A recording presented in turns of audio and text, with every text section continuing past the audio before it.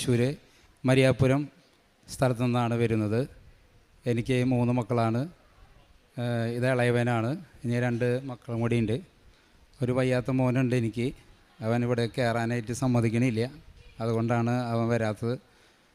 ഞാൻ എൻ്റെ ഭാര്യയ്ക്ക് വേണ്ടിയാണ് ഇവിടെ നിങ്ങളോട് സാക്ഷ്യപ്പെടുത്താനായിട്ട് വന്നിരിക്കുന്നത്. 2023 അവൾക്ക് ഒരു ഡെങ്കിപ്പനി വന്നു. അപ്പോൾ ഹോസ്പിറ്റലിൽ അഡ്മിറ്റായി ബ്ലഡ് ടെസ്റ്റ് ചെയ്തപ്പോൾ ഡോക്ടർ പറഞ്ഞു അവൾക്ക് വൈറ്റ് ബ്ലഡ് സെല്ല് കൂടുതലാണ്. അങ്ങനെയുണ്ടെങ്കിൽ ആ സമയത്ത് ഭയങ്കര തലക്കറക്കും തലവേദനയും അസാധ്യമായ തലവേദനയായിരുന്നു. അപ്പോൾ ഡെങ്കിപ്പനിയും കൂടി ആയപ്പോൾ ഒരുപാട് ക്ഷീണമായി, ഭയങ്കര തളർച്ചയായി. അങ്ങനെ ഡോക്ടർ പറഞ്ഞു വൈറ്റ് ബ്ലഡ് സെല്ല് കൂടുതലുള്ള കാരണം കൊണ്ട് അവളുടെ ബ്ലഡ് ക്ലോട്ടാവാൻ സാധ്യതയുണ്ട്, അത് കാര്യമാക്കണ്ട.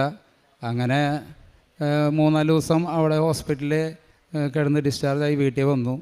വീട്ടിൽ വന്നപ്പോൾ ഡോക്ടർ വീട്ടിലേക്ക് പോകുമ്പോൾ പറഞ്ഞിട്ടുണ്ടായിരുന്നു, ഇനി അങ്ങനെ തലകറക്കം തലവേദന വരികയാണെങ്കിൽ ഇവിടെ വന്ന് ഒരു കുപ്പി ബ്ലഡ് റിമൂവ് ചെയ്യണം എന്നാണ് പറഞ്ഞത്.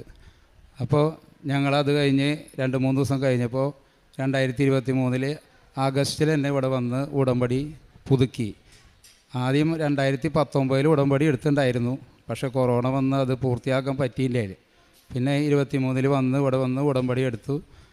എല്ലാ ദിവസവും ഞങ്ങൾ കുർബാനയ്ക്ക് പോവും. അങ്ങനെ വേറെ കുഴപ്പങ്ങളൊന്നും ഉണ്ടായില്ല. 2-2.5 മാസം കഴിഞ്ഞപ്പോൾ വീണ്ടും ഇതേപോലെ അസഹ്യമായ തലവേദനയും തലകറക്കും വീണ്ടും വന്നു. അങ്ങനെ ഞങ്ങൾ ഹോസ്പിറ്റലിൽ പോയി ബ്ലഡ് റിമൂവ് ചെയ്തു. ഒരു കുപ്പി ബ്ലഡ് എടുത്തു മാറ്റി. അങ്ങനെ വീണ്ടും ഞങ്ങൾ വന്നു. പ്രാർത്ഥന എന്ന് പറഞ്ഞു കഴിഞ്ഞാൽ ഞാൻ പള്ളിയെ പോലും പോകാത്ത ആളാണ്.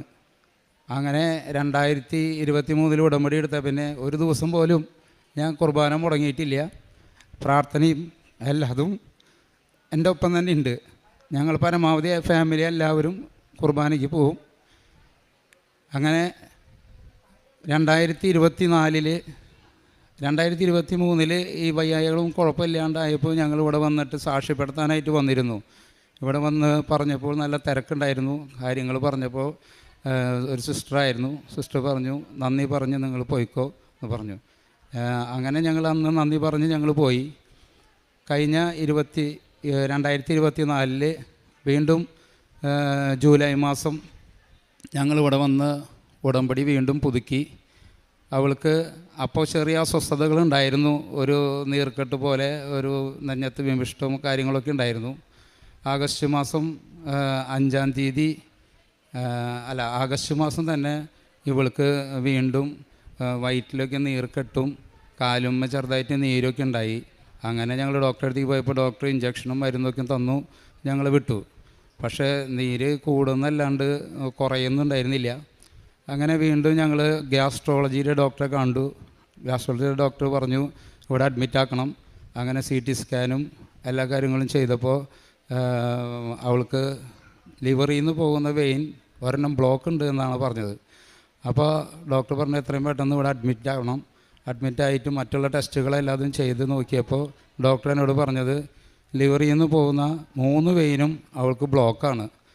അപ്പോൾ അങ്ങനെയാണെങ്കിൽ നമുക്ക് എത്രയും പെട്ടെന്ന് ICUവിൽ കയറ്റി മരുന്നുകൾ സ്റ്റാർട്ട് ചെയ്യണം. അങ്ങനെ ഇവിടെ ICUവിൽ കയറ്റി. ഇത് കൊണ്ടുപോയി അന്ന് തന്നെ ഈ ടെസ്റ്റ് ചെയ്ത് പിറ്റേ ദിവസമാണ് ഡിസംബർ 6-ാം തീയതിയാണ് ഇവളെ ICUവിലേക്ക് മാറ്റണത്. അന്ന് എല്ലാ ടെസ്റ്റുകളും ചെയ്ത് ഇവൾക്ക് മരുന്ന് സ്റ്റാർട്ട് ചെയ്തു. ഡോക്ടർ എന്നെ 10 മണിയായപ്പോൾ എന്നെ കാണണമെന്ന് പറഞ്ഞു. ഞാൻ ഡോക്ടറെ കണ്ടു. ഡോക്ടറെ കണ്ടപ്പോൾ ഡോക്ടർ എന്നോട് പറഞ്ഞു അവൾക്ക് മരുന്ന് കയറ്റുന്നുണ്ട്. പക്ഷേ അപ്പം ഞാൻ ഡോക്ടറോട് ചോദിച്ചു ഈ മരുന്ന് കയറ്റിയിട്ട് എന്താണ് ഇനി എത്ര ദിവസം കഴിഞ്ഞാലാണ് എത്ര സമയം കഴിഞ്ഞാലാണ് ഇത് മാറിയോ മാറിയില്ലേന്ന് അറിയാൻ പറ്റാമെന്ന് ചോദിച്ചപ്പോൾ ഡോക്ടർ പറഞ്ഞു 3 ദിവസമെങ്കിലും മിനിമം എടുക്കും.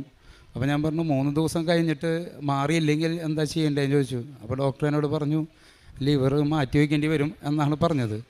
പക്ഷെ ഞാനാകെ തകർന്നു പോയി. ഞങ്ങൾ ഇത്രയും പ്രാർത്ഥനയും എല്ലാതും മുട്ടിപ്പായി പ്രാർത്ഥിക്കുന്ന ആൾക്കാരാണ് ഞങ്ങൾ.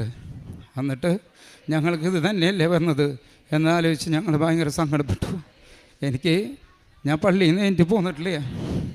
അങ്ങനെ ഉച്ചയ്ക്ക് ഞാൻ എന്താണ് ചെയ്യേണ്ടതെന്ന് എനിക്കറിയാണ്ട് ഞാൻ ഉച്ചയ്ക്ക് ഭക്ഷണം കഴിക്കാൻ ക്യാൻറ്റീനിലേക്ക് പോയപ്പോൾ അവിടെ നിന്ന് ഒരാൾ വന്ന് എന്നോട് പറഞ്ഞു മോനെന്താ ഭക്ഷണം കഴിക്കാണ്ടിരിക്കണേ? മോൻ പേടിക്കണ്ട, എല്ലാം തമ്പുരാൻ സമർപ്പിക്കാൻ പറഞ്ഞു. ഞാനങ്ങനെ വീണ്ടും ഇവളുടെ അടുത്തേക്ക് വന്നു. എനിക്ക് ഇവളെ കാണണമെന്ന് പറഞ്ഞു. ഞാൻ ഇവളെ കണ്ടപ്പോൾ ഇവളുടെ അവസ്ഥയ്ക്ക് ആകെ മോശമാണ്. ഞാനങ്ങനെ ആരോടും ഈ വിവരങ്ങളൊന്നും പറഞ്ഞു തരുന്നില്ല. ഗ്യാസിൻ്റെ അസുഖമാണെന്ന് മാത്രമേ ഞാൻ പറഞ്ഞു തരുന്നുള്ളൂ.